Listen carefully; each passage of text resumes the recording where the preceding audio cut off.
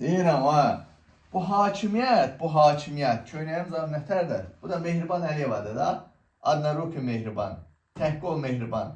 Çoxdan da belə bir video çəkmirdim. Elə sözüm məsələm üst-üstə düşdü. Demək, nəyə fikir verdim? Azərbaycan, yəni elə tək bu son illərdə də 2020-ci ildən bu yana nə qədər şəhid verdik. Mehriban Əliyeva bir dəfə də olsun başına qara yayılıb bağlamadı. Əksinə brend geyimlər geyindi, şelləndi, kayf elədi. Amma Roma papası öləndə getdilər, ziyarət edirlər. Mehriban qara paltar geyindi, başına qara yayılıq bağladı. Yəni ki, ay xalq, ay Azərbaycan xalqı, sizə deməyim odur ki, bu iki dənə bu narkoman, pozğun, ailəsi pozğun. Siz yəni xalq yəni maraqlandırmır, başa düşürsünüz, bunları maraqlandırmırsınız siz xalq. Siz xalq bunların heç mıxına da deyirsiniz, duduşuna deyirsiniz, dındığına da deyirsiniz. Bunu bilin. Bunu bilin ki, bunlar ruhlarını şeytana satmış siyonist köpəkləridir. Yəni ancaq onların istiqamətində hərəkət edirlər. Siz xalqı da adam yerinə qoymurlar. Müharibə vaxtı Mehriban Əliyeva brend geyinirdi, ən bahalı lüks brend markalardan ayaqqabı, paltar geyinirdi. Yəni, Azərbaycan xalqı, nə qədər ki özünə dəyər verməyəcəksən, özünə hörmət eləməyəcəksən, bunlar sənin təpəndə, bax bu, əxlaqsız ailə var bu, sənin təpəndə qoz sındıracaq. Bir də nəyi demək istəyirəm? Eurovision Basel şəhərində olacaq. Yəqin Azərbaycan hakimiyyəti dünən paylaşdım Elşadla video. Yenə də təkrar edirəm. Yəqin ki, gedərlər, şəkilimizi, zadımızı çıxarıb Eurovision o stadion qabağına şəkilimizi vurarlar ki, bunları bura qoymayın. Bizim üçün də çöldə bayır kimidir, Azərbaycan hakimiyyəti. Bu köynəyi görürsünüzmü? Bu köynəkdən nələr eləyəcəm mən? Elşadın Mr. Bean maşınla, plakatlardan nələr eləyəcək, nələr eləyəcək. Ay Eurovision. Zaten dünən Bazeldə turistlər, bəzi şeyləri danışdıq, tanış da elətdirdik, tanış oldular Azərbaycan hakimiyyətindən.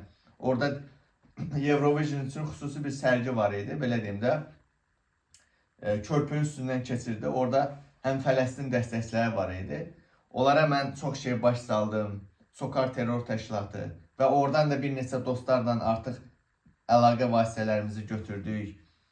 Azərbaycan səfirliyin qabağında, Sokarların qabağında, Cenevrədə nələr eləyəcək? Azərbaycan hakimiyyəti. Mən əgər ortada yoxamsa, demək böyük bir işlərlə məşğulam. Onu deyim biraz. Bax, bu şəkillərdən də, köynəklərdən də 3-4 dənə çıxardacağım yenə. Bax, belə.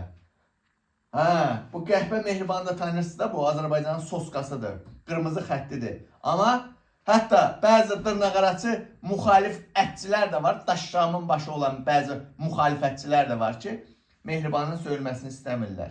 Onların müqəddəs anasıdır. Amma mən onların müqəddəs anasını tuturam belə saçından, ağzına nağaram, dibinə kimi belə tuturam, çaldırıram, verirəm ağzına.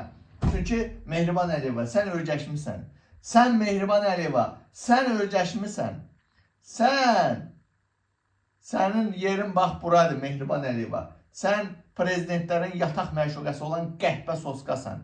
Bu videonu da həm də ona görə çəkdim ki, gedirlər kabineti zar döyürlər ki, manafı susturmuşuq.